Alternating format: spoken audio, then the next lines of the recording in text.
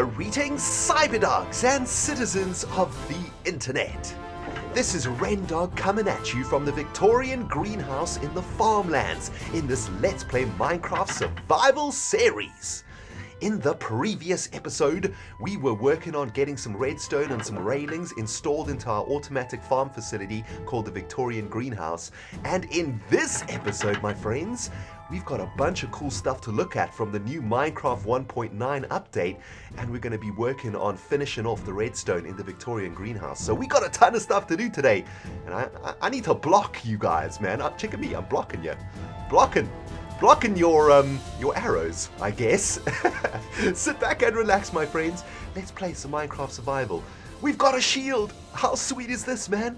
Minecraft 1.9 has finally kicked in, guys. I've just updated my Minecraft Survival world. And for those of you guys who don't know, this series has been going on since Minecraft 1.2, which is ridiculous, right? So insane how far this world has come since we started this series. Also amazing that it hasn't broken at any point, that it hasn't got corrupted through all of these different updates. But here we are, 1.9 survival still kicking, and we now have a shield. 1.9 is the combat update for Minecraft, and apparently that means combat has been improved. I'm still not too sold on it, but there are a few things about 1.9 that I really like that I'm gonna hopefully be able to share with you guys today. I'm gonna have to wait for that sun to go down, man. As this is the combat update, what I will say is, with my experience on the Hermitcraft server, because we've been playing in 1.9, the mobs in Minecraft are actually much harder to kill now, which is kind of scary. But of course, the most awesome thing that 1.9 does is it gives us dual wielding. Well, kind of. It gives us a shield that can block arrows and stuff, and it also allows us to have a sword in one hand and a shield in the other, which is pretty damn pimpin'. Yo, cows, what do you think about this? What do you think about this, you bastards? That's pretty cool. There's other stuff that you can do with this dual wielding, of course. For example, you can stick a torch in the one hand, and you could stick a piece of dirt in the other hand, so you'll be able to place down blocks and torches at the same time. Oh, well, you can't actually do that because, yeah, it's dual wielding, but it's not really dual wielding. It's difficult to explain because, yeah, Mojang. But what you can do is you can flick the items in your hand, right? So you can flick between your crafting block and your torches. You can pretty much do that in your hotbar by pressing the numbers, but whatever. I think it's kind of cool that you can do that. On top of that, if you're a builder like I am, I think it's kind of useful to stick two different crafting blocks in your offhand in your other hand, so you can pretty easily switch between the two crafting blocks that you are using, right? So you could just switch like this, switch your hands, and I think that's kind of cool. Although you could just do that in the hotbar, am I right? You could just press 1 and press 2 to switch very quickly between different crafting materials. So yeah, look, I think it's really cool that we can dual wield. I just wish that it could be true dual wielding. So for example, if we had a sword in the one hand, we could actually hit with it if we right clicked, and we could also hit with our axe in the left hand. So I wish we could do that. Hopefully it'll get implemented into the next patch. I know that a lot of people have been asking for that.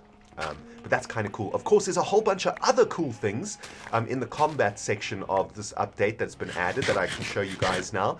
And the main thing is the way that you attack stuff, right? So as you guys can see, when you go to the sword, it takes a long ass time for that sword to pop up. See that? There's also a delay after you swing, and you can no longer spam attack because you do less damage. You have to wait for your sword to sort of recharge its power.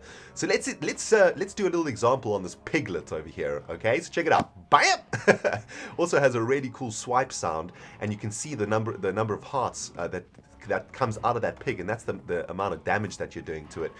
You can also see a critical strike if you jump and hit something at the same time you crit, and there you can see those stars came out of that little pig, which shows that we critted it, which is pretty awesome.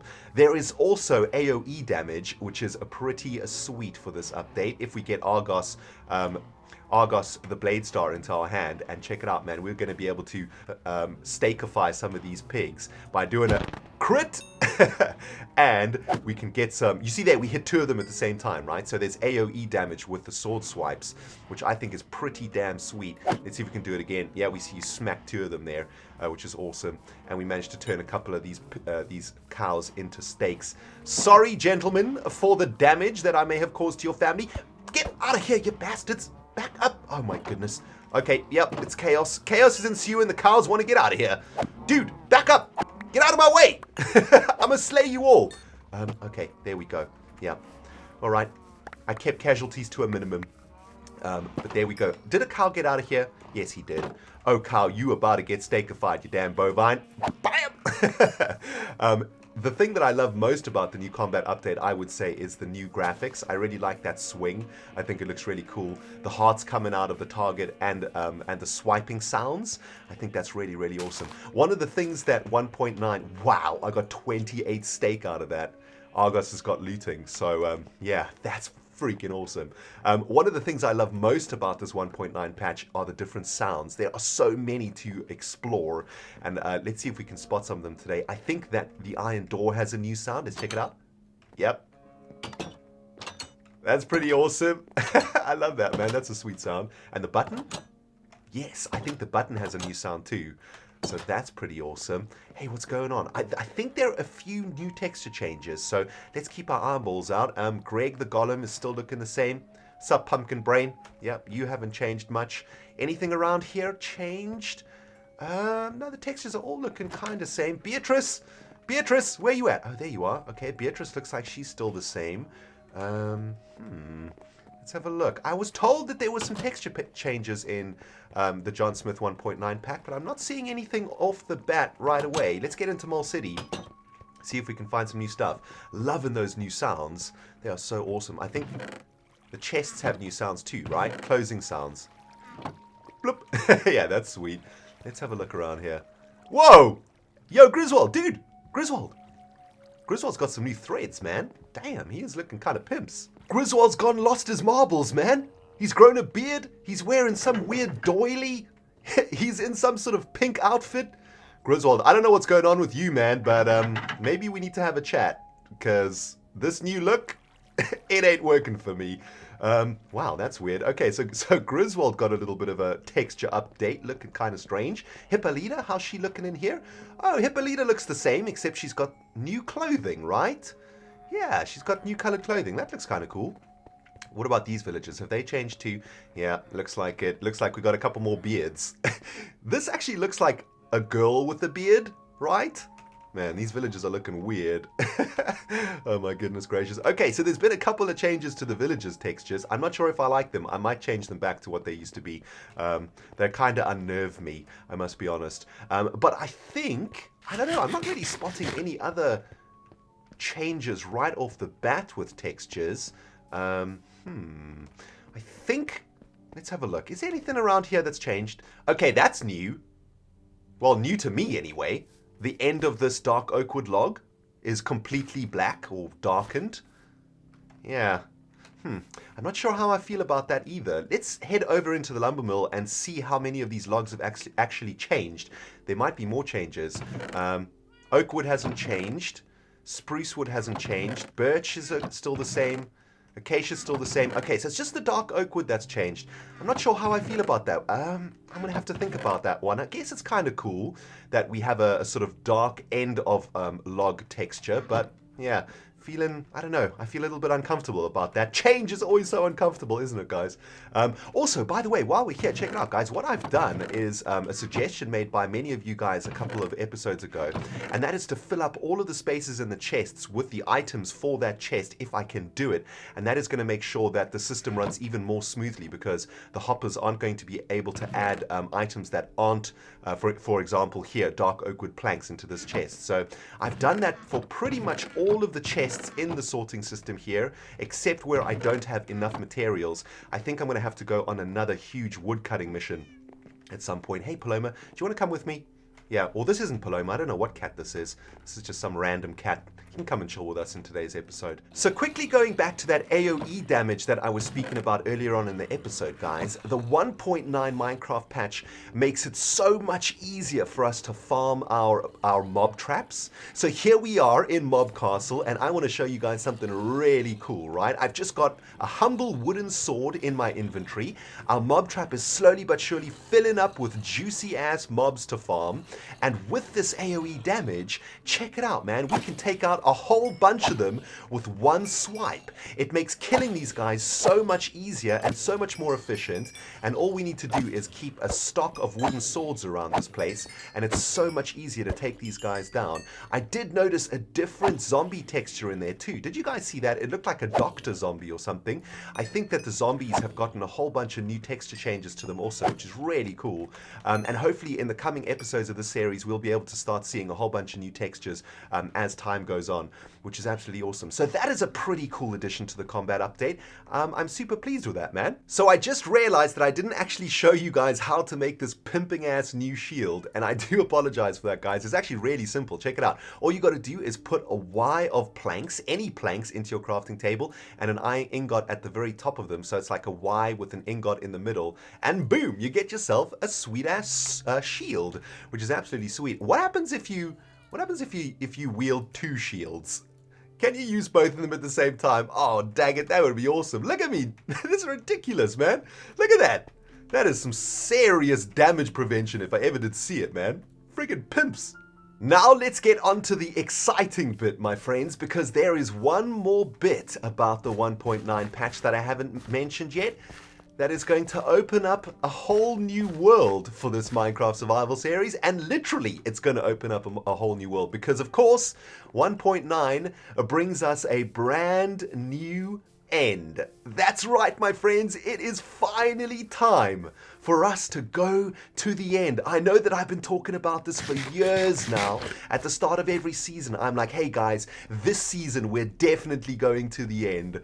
But this time we really are going to the end, guys. I think we're going to do it in Season 5. In the very beginning of Season 5, we're going to head over to the end. There's a whole bunch of new stuff to explore in the end. There's new blocks called Purpur. There's a whole bunch of crazy jazz in there. And we've never been to the end in this series. And now is a really awesome opportunity for us to actually get there and maybe set up an Enderman farm, kill the Ender Dragon, of course, which is absolutely awesome. And we, of course, need to find for ourselves a stronghold and do all of that amazing stuff. So I'm super pumped about that, and I'm really happy that finally we can get our butts over there. You know what, guys? It's what, episode 89 right now, season 4. Maybe we try and find the stronghold before the end of season 4.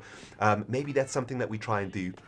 That could be pretty cool, right? And then in Season 5, we can do a whole bunch of awesome end stuff right away, and hopefully get a whole bunch of cool stuff going. So that's really awesome. I'm really pumped about that, guys, and I'm really looking forward to the end. I'm really looking forward to trying to fight the Ender Dragon. I'm going to need every single one of you to help me out with that, though, because, yeah, I'm probably going to get wrecked. So all in all, as a long-time Minecraft player, I'm actually going to say that I'm very happy with this patch. I think it's really awesome. I mean, there's some things that are missing that I would really like to have seen. For example, more slabs and stairs. It's really annoying to me that Mojang/Microsoft added stairs and slabs for Purpur, but didn't add stairs and slabs for diorite, andesite, and granite. It's just really frustrating to me. I just don't understand it. I can't make sense of why that decision was made.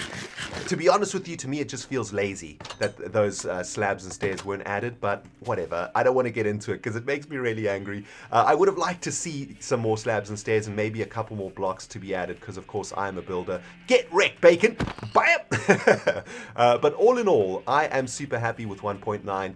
I think it's really great patch, and I'm sure there is a ton of stuff for us still to discover that we haven't discovered yet, and in the next few episodes, I guess, or for the next sort of 50 episodes or so, we will slowly but surely discover that. And I can't wait for our next 1.9 adventure, or our first 1.9 adventure, guys, to see if we can actually handle the new mobs. It's going to be kind of fun, and I'm probably going to die, but hey, that's how we roll up in here. Anyway, Welcome back to the Victorian Greenhouse, guys. Minecraft 1.9, it is amazing. We're still going strong. 1.2 to 1.9 and counting, man. Who knows how many versions of Minecraft the series will go through, but hopefully many more to come in the future. Ooh, that's pretty cool.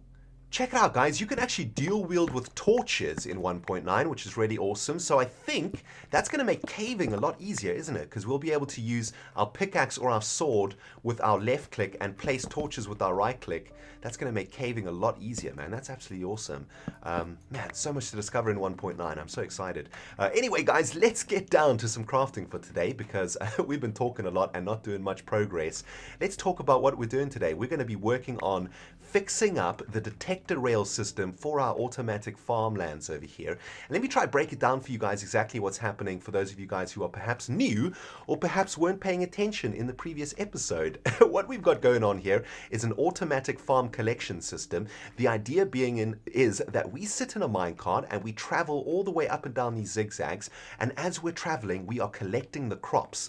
Now those crops are getting broken by sticky pistons underneath them that are being triggered by this detector rail sending a signal into a redstone line that travels all the way along the zigzag. So a pretty simple method to break all of these crops and to collect them as we're traveling, but it's all about timing. It's all about when to trigger those sticky pistons to maximize the chances of us collecting all of the crops as we travel along.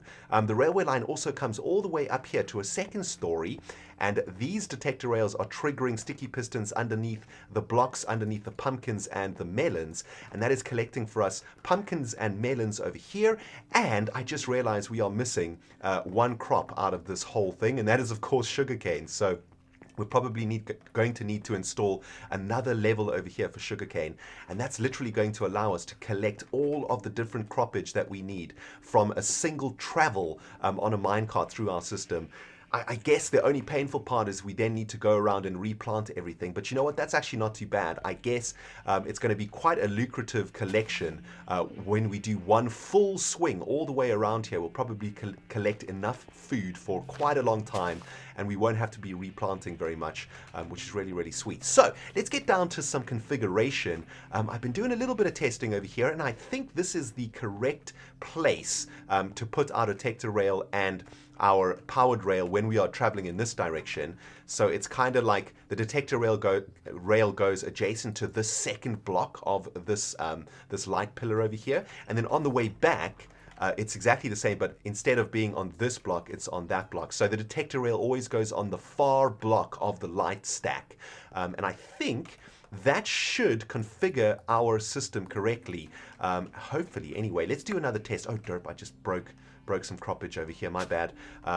You know, one of the really cool things about this system is I'm not going to break any more crops because it's going to be an automatic system and I won't be derping around the place. But let's check it out, all right? So we're going to sit in our minecart, hit that button. There we go. First has been triggered, second has been triggered, first has been triggered, second has been triggered. And first and second, what I mean by that is the detector rails. That looks like I collected all of the crops. It looks like I missed a couple over here. I don't know why those didn't go into my belly. It might be because of, not entirely sure what happened there. I think it was probably from this spot. Yeah, but we pretty much got most of the crops there. Actually, there's a bit of glass missing here. We will fix that. Don't worry, guys. I will turn that into glass. But that looked pretty good. Okay, looks like we missed a couple of ones over here too, didn't we? Yeah. Not entirely sure what happened there, but it might be because this needs to be a full block too. Yeah, potentially. Okay, so let's get the rest of these detector rails and these powered rails installed. We're going to follow exactly the same formula as we did for those first two. I guess it's not the end of the world that we didn't collect everything, because I'm going to have to go around the system and replant the stuff anyway, right? And when I do that replanting, I will then collect everything that I missed. So I guess that's not too bad. So check it out. Let's get our detector rails and our powered rails in here, and that should automate the entire system now, which is pretty damn awesome.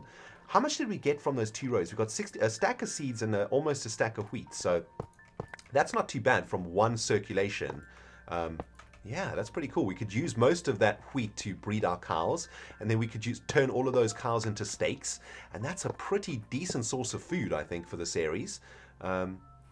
Okay, there we go. Yeah, that's correct. Now, I guess the tricky part is going to be sorting out these pumpkins and melons, trying to get these things actually working correctly. So let's just collect the minecart back up, and let's do a couple of tests with our melons and our pumpkins. I guess it's a similar configuration to the bottom. So we're going to have our powered rail triggering, or the detector rail is going to trigger here. That's going to break the pumpkins. I think we might have to actually trigger it a little bit earlier, because of course we won't have to replant the pumpkins, right? The pumpkins are just going to carry on growing. But I have a feeling we're going to have to trigger it, because we might miss this pumpkin over here. I think we're also going to have to put up some walls to collect all of the goods, because they are probably going to fall over. And if we see down there, yep, oh my goodness, yep, we've got walls all the way around here so that we can collect the goods. So I think I'm going to have to get some walls up for those pumpkins and those melons, and then we'll give it a test. Okay guys, so check it out. I stuck up this wall to prevent the pumpkins and the melons shooting over the side of the farmlands when we trigger the sticky pistons with this detector rail. But I'm thinking that we could go a step further with this, and maybe we could stick a block above the actual pumpkin plants and the melon plants, and that's going to force these pumpkins to literally break right here, and maybe that will actually force us to collect every single one as we're traveling. Now, I don't know if by adding a block above the actual plants, they are not going to be able to grow. We might need to change these blocks to glowstone blocks, right? So that the pumpkin plants and the melon plants actually have light. So I think that's what I'm going to do. I'm going to change the bottom block to pumpkin, or to glowstone, excuse me, and then we'll have some blocks above them, and that's going to create a wall that is going to force these melons and these pumpkins to be collected by us as we travel. I guess that's the theory anyway. Let's give it a test, shall we? Let's get into our minecart, and we will travel from down here somewhere. Okay, we still need to install a few more detector rails around the corners here, I guess, but man, I'm super pumped to give this a go. Let's have a look. I guess we'll install a detector rail over here, I guess. Yeah, so we'll have a powered rail just underneath the ramp so that we've got enough juice to get up there. I guess we might have to stick another powered rail halfway up. So let's get another powered rail. Oh, oops, no, that's my bad. Oh my goodness, man, this pickaxe is just destroying stuff like nobody's business. Let's get another powered rail halfway up here. Oh my goodness gracious. Okay, the sun was setting as I was derping, and that's always a recipe for disaster on the RENDOG channel, my friends. So just went to sleep the night away. I also got myself a redstone torch over here, so we can add another powered rail halfway up this ramp. That's going to give our minecart enough momentum to get all the way up there, hopefully. Let's give it a go, shall we? Let's get in the sucker, and let's cruise, baby. Okay, boom, there we go. Now, we're going to trigger the pumpkins. Oh, fail. Minecart test part 2, guys. I've gone absolutely bananas on the powered rails now. So hopefully that's going to be enough juice to get us up onto the top story. Let's do this thing, man. Let's give it a go. Boom, there we go. Okay, excellent. All the pumpkins are up. All the melons have been broken. And we go all the way down again to the restart position. Boom, beautiful. Well, I collected 6 pumpkins out of that. 48 melons from one run. That's pretty insane. Dang it, just broke another bit of crop. I just want to go see up there if we actually managed to collect all of those melons. All of those pumpkins, excuse me, because that'll be absolutely amazing. Let's have a look. Any pumpkins get missed? No? Looks like, okay, yeah, we missed 3 pumpkins. That's a little bit unfortunate. Okay, we might have to trigger this from this position over here, maybe. All right, let me do a little bit of experimenting here, guys. See if we can get this trigger going a little bit sooner. You know what, guys and gals? I think this is actually going to work out perfectly for us. We're going to be able to trigger these sticky pistons from this block, because this block is where the redstone line for this particular rail system actually ends, right? So that is awesome. If we could get a detector rail over here, like that, and then get that detector rail to continue onto the track itself with a powered rail. Oh yes, that's perfect. Okay, great. And then we could get another powered rail down here with the redstone torch so that we can get that momentum. And then as our minecart hits this position, we should then start the trigger or the trigger chain of our sticky pistons underneath our melons and our pumpkins over here. So this could actually work out perfect. There's only one way to see if it actually does, guys, and that is to test the sucker out, man. So take 3. Let's see if we can get those sticky pistons up there to trigger. Boom. that did trigger, but it stopped us dead in our tracks. And that is, of course, because this detector rail turned this powered rail off, right?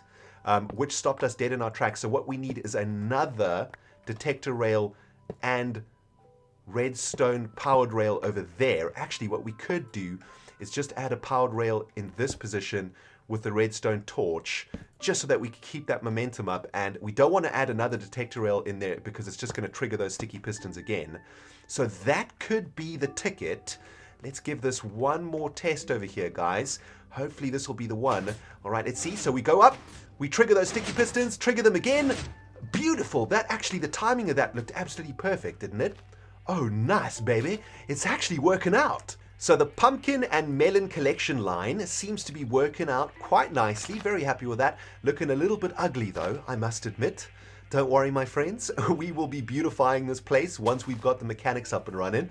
And speaking of mechanics, we got to work on a little bit of corner redstone here. This is the most complicated bit of the build, I think. So I'm a little bit nervous. Hopefully I can do it. So check it out, right? When we're traveling along this line, I've done one of the corners already. We trigger those pistons over here with this detector rail, and then this detector rail over here triggers the first set of pistons, or the first trigger of this line, and we need to replicate that on each of the zigzags. So we need a detector rail to trigger the powered rail to keep momentum, and then the detector rail over here to trigger the sticky pistons for this particular line. So I guess all we need to do is kind of copy what we did on that side. So that's going to be a detector rail, that's going to be a detector rail, and we need to make sure that the redstone underneath this line is connected to or is underneath the detector rail over here, right? So I think all we got to do is get rid of a couple blocks here, extend that redstone cable like this. I think this might work out quite nicely, right? And then stick the block above it, stick the detector rail above that redstone. So that's going to trigger this line. Now let's get a powered rail in here to maintain momentum. Get the detector rail, so that's going to trigger the powered rail.